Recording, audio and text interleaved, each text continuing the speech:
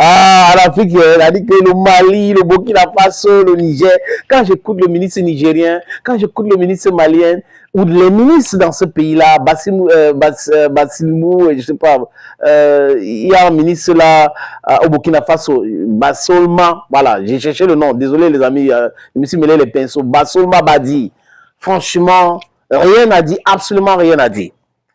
À Dakar, il y a eu une conférence, un pseudo-professeur, comme d'habitude.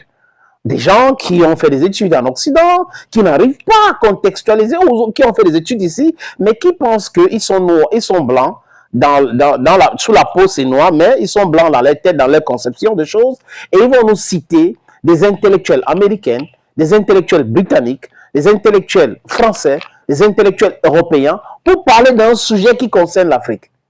Et dans toutes les grandes écoles, on demande de contextualiser.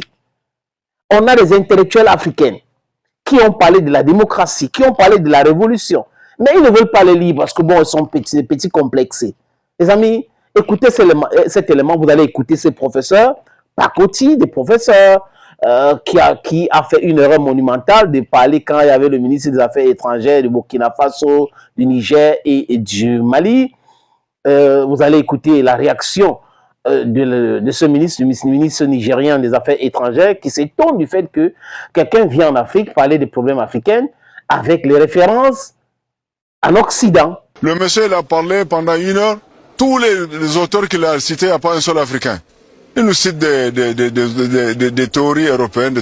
Ça ne marche pas. Oui. Ça ne marche pas. Il y avait le paradigme développementaliste qui était animé par des auteurs comme Gabriel Almond, Harry Eckstein, Sidney Verba, David Apter, James Coleman, Lucien Pye, Karl Deutsch, Daniel Lerner, Samuel Huntington, Seymour Martin Lipset, qui considéraient le développement comme un processus linéaire et unidirectionnel qui culmine avec le modèle américain de la démocratie représentative et de l'économie de marché. C'est deux mondes différents. Et ils sont dans des théories, nous sommes dans la pratique. Nous, ce que nous sommes venus faire ici à Dakar, c'est en tant que pays en première ligne dans la lutte contre le terrorisme. Nous avons le hard power, la puissance dure comme capacité de coercition militaire ou économique avec des auteurs comme Thucydide, comme Machiavel, comme Baudin, comme Hobbes, comme Hume, comme Hegel, Raymond Aron, Hans Morgenthau, Kissinger. Vous pensez que c'est fini? Je vais revenir avec un autre élément d'Abdoulaye Diop. Abdoulaye Diop, très calme, a déconstruit les propos de ce monsieur. Il lui a mis KO, donc un KO debout. C'est comme ça. Vous ne pouvez pas être intellectuel africain. La réalité africaine vous échappe. Vous ne lisez pas les intellectuels africains. Vous ne comprenez pas ce que les Africains disent, ce que les Africains pensent. Vous venez avec vos références européens, américains, vous dites comme tel a dit, tel autre a dit, tel autre a dit, et tel autre, tel qui a dit quoi et qui. C'est les Occidentaux qui pratiquent l'impérialisme, qui ne veulent pas qu'on évolue à notre manière. Ils ont tué des chefs d'État en Afrique, ils ont formaté des coups d'État sanglants. Et on a quand même des soi-disant intellectuels en veste comme des anciens colons qui viennent nous expliquer non, non, c'est cette méthode-là qui est la meilleure méthode ou la meilleure méthode, peu importe, je ne suis pas français, ben, ne faites pas ceci, faites cela, vous devez faire comme et comme. Parce que comme là, c'est le système pour nous maintenir dans la souffrance permanente. Mais nous disons non. On a nos réalités. On a nos réalités, on a une histoire. Et l'histoire africaine ne doit pas être effacée comme ça. On a des intellectuels en Afrique. Même la philosophie que la plupart sont en train de taper la partie parler, ça vient de l'Égypte, ça vient de chez nous, le noir. Le kémite. Ça ne vient pas des Grecs antiques. Donc on a des mensonges comme ça avec des enfants d'Afrique qui ne veulent pas utiliser leur cerveau. Ces professeurs sénégalais devaient lire quand même des ouvrages de Cheikh Anta Diop. C'est un célèbre intellectuel africain qui était très lucide. Il était factuel. Mais on a aujourd'hui des paresseux, des petits parvenus qui ne comprennent rien, mais qui racontent des bêtises. Quand on vient dans ce type de débat, prenez le temps quand même de ne pas insulter les souffrances, les difficultés dans lesquelles ces pays sont confrontés et on cherche à sortir. Ce qu'on peut attendre des autres pays africains, ce n'est pas la condescendance, ce n'est pas ces leçons, c'est vraiment si tu ne peux pas aider, laisse-nous avancer.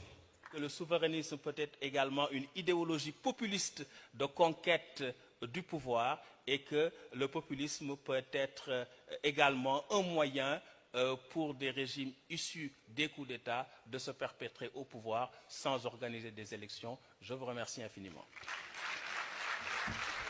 Merci beaucoup. Vous avez amené vraiment des analyses extrêmement pertinentes. Beaucoup sont, de mon point de vue, assez théoriques.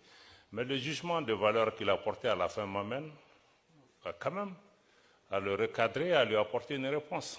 Parce que vous avez indiqué que le souverainisme tel que vous l'avez développé, après le populisme, pour dire que le populisme est pratiquement une invention des régimes issus des putsch pour se maintenir.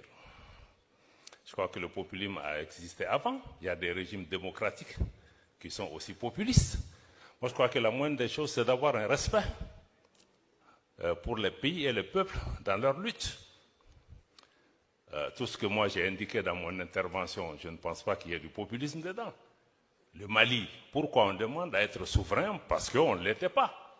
Et il y a beaucoup de pays africains qui ne le sont pas.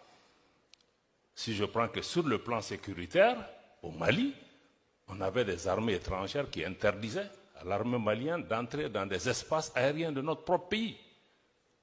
C'est du populisme que le Mali demande à exercer sa souveraineté sur son territoire. Le Mali a changé récemment son code minier pour faire en sorte que 35% de contenu local soit donné aux Maliens. Mais c'est parce que les différents systèmes qu'on a mis en place, c'était pour contrôler nos pays, désigner des présidents, désigner des premiers ministres, désigner des gouvernements, demander qu'on donne des marchés à des entreprises étrangères et que nos productions soient exploitées au bénéfice de ceci avec une pression. Est-ce que ça, c'est du populisme?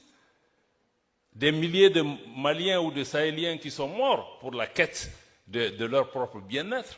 Moi, je crois que aussi quand on est professeur, on écoute, on fait ces analyses, je crois qu'il faut les documenter. C'est pourquoi je parlais aussi de désinformation, parce que malheureusement, le professeur lui-même est désinformé parce que son analyse n'est pas l'analyse de quelqu'un qui vit une situation réelle, parce que ce sont des terminologies qui sont utilisées par des radios, des médias qui nous combattent.